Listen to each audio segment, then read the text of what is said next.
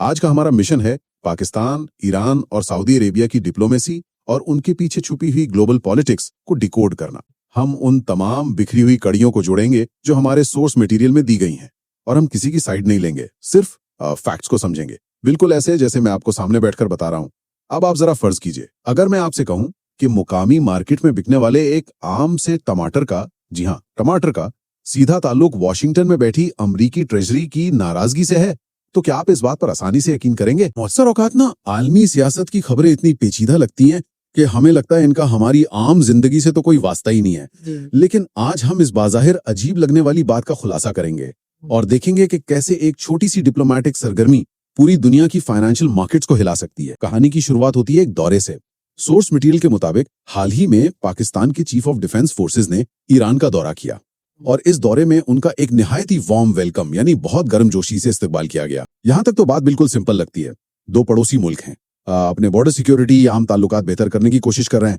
लेकिन दोस्तों, source material में एक बड़ा खास लफ्ज इस्तेमाल हुआ है और वो लफ्ज है कि इन ताल्लुकात को हाईएस्ट लिमिट तक ले जाने की बात हो रही है। अब यहाँ आपके जहन में ये सवाल जरूर उठेगा कि ईरान, जिस पर पहले ही आलमी पाबंदियों का एक पहाड़ टूटा हुआ है, उसकी तरफ दोस्ती का हाथ इतनी गर्मजोशी से बढ़ाने के पीछे आखिर क्या मुहर्रिकात हो सकते हैं? ईरान की जो इस्लामिक रजीम है वो इस वक्त आलमी सतह पर काफी अलग थलग है। जब एक पड़ोसी मुल्क दोस्ती का हाथ बढ़ाता है तो वो उनके लिए एक बहुत बड़ी डिप्लोमेटिक जीत होती है। लेकिन यहाँ से हमारी जियोपॉलिटिकल कहानी में एक नया और थोड़ा खतरनाक पहलू शामिल होता है, क्योंकि ऐसी दोस्ती इंटरनेशनल अरेना में कभी खुफिया नहीं रह सकती। सोर्स मटेरियल वाज़े तौर पर बताता है कि इन बढ़ते हुए ताल्लुकात पर अमेरिकी ट्रेजरी और अमेरिका के जो एक्टिव न्यूज़मैन हैं उनकी पूरी नजर है। अब अमेरिका नजर रखता है ये तो ठीक है, लेकिन इस गुफ्तगू में जो सबसे अहम चीज हाईलाइट की गई है वो है एटम्स और यूरेनियम। जी हाँ, एटम्स और यूरेनियम। अब दोस्तों सोचिए जरा, जब किसी डिप्लोमेटिक मुलाकात के हवाले से एटम्स और यूरेनियम जैसी हसास चीजों का जिक्र आ जाए तो गेम पूरी तरह बदल जाती है। अमेरिकी ट्रेजरी इस स्पेसिफिक सपोर्ट पर इतनी शदीद नजर क्यों रखी हुई है, मैं आपको आसान लफ्जों में समझाता हूँ। दोस्तों, तसव्वुर कीजिए कि ये बिल्कुल ऐसी ही बात है जैसे कोई आग और पानी को एक साथ मुट्ठी में पकड़ने की कोशिश कर रहा हो। आग यानी एटम्स, यूरेनियम, और अमेरिकी दबाव, और पानी यानी डिप्लोमेसी और दोस्ती। अमेरिकी ट्रेजरी कोई फौजी इदारा नहीं है, ये एक फाइनेंशियल इदारा है, लेकिन इनके पास दुनिया का सबसे बड़ा हथियार है और वो है डॉलर। जब उन्हें लगता है कि एटम्स और यूरेनियम की कोई बात हो रही है तो वो फौज नहीं भेजते, वो सीधा एक बटन दबाते हैं और मुल्क को ग्लोबल फाइनेंशियल सिस्टम से डिस्कनेक्ट कर देते हैं। अब हैरत इस बात पर है कि आखिर अमेरिकी ट्रेजरी इस सतह की डिप्लोमेसी को सिर्फ खामोशी से कैसे बर्दाश्त कर सकती है। यही वो दबाव है जिसका नतीजा निकलकर हमारी आम जिंदगी पर पड़ता है, और यहाँ से हमारा रुख सियासत से निकलकर सीधा मईशत यानी इकोनॉमी की तरफ मुड़ता है, क्योंकि जब इतना बड़ा सियासी दबाव होता है तो उसकी एक भारी माशी कीमत भी अदा करनी पड़ती है।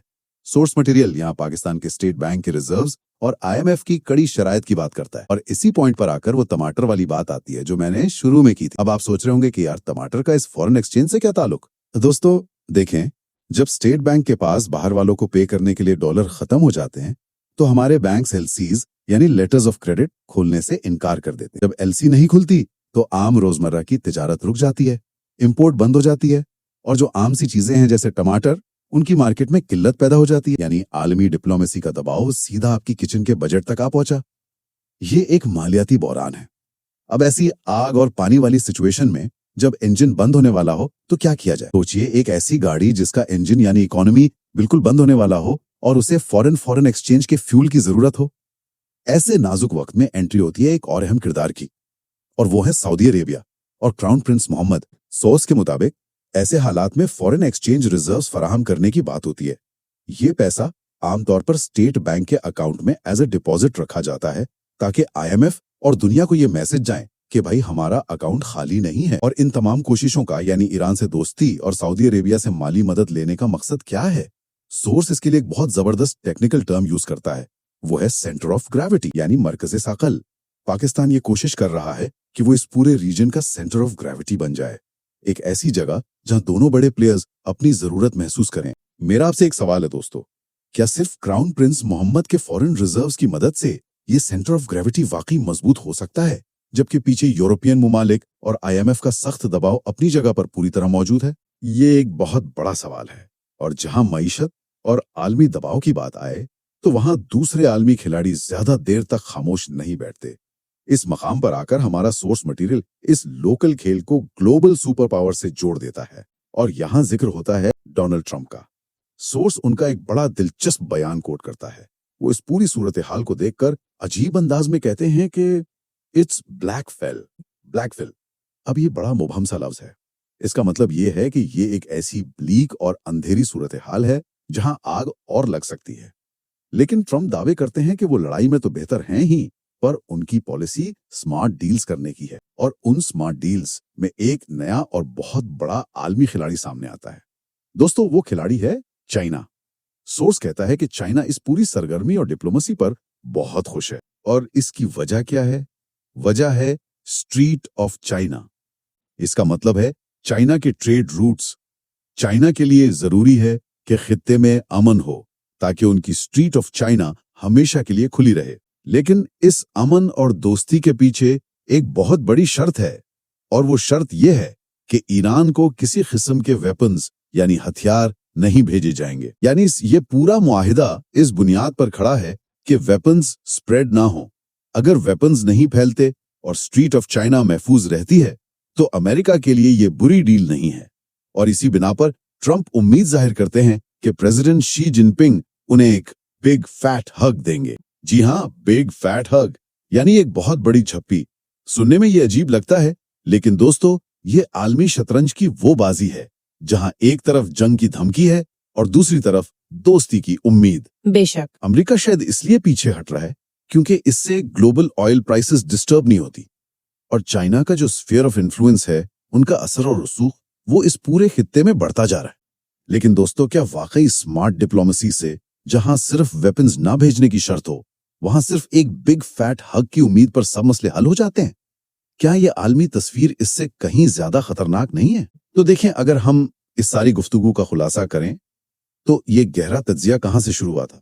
ये शुरू हुआ था पाकिस्तान के सेंटर ऑफ ग्रेविटी बनने की जिद्दोजहद से। फिर हमने देखा कि कैसे एटम्स और यूरेनियम के दबाव ने IMF और माशी मोहरान को जन्म दिया, जिससे टमाटर और रोजमर्रा की ट्रेड इफेक्ट हुई। फिर क्राउन प्रिंस मोहम्मद के फॉरेन रिजर्व्स ने थोड़ा सहारा दिया, और आखिर में हम ट्रंप की स्मार्ट डील्स और चाइना के स्फीयर ऑफ इन्फ्लुएंस और स्ट्रेट ऑफ चाइना तक पहुंचे। पूरी गुफ्तगू का निचोड़ ये है कि ये आलमी सियासत सिर्फ चंद मुमालिक का मामला नहीं है। ये टमाटर से लेकर एटम्स तक और IMF से लेकर बिग फैट हग तक एक आपस में जुड़ा हुआ पूरा ग्लोबल नेटवर्क है। लेकिन जाने से पहले दोस्तों, एक आखिरी बात है जो दिमाग को सोचने पर मजबूर करती है।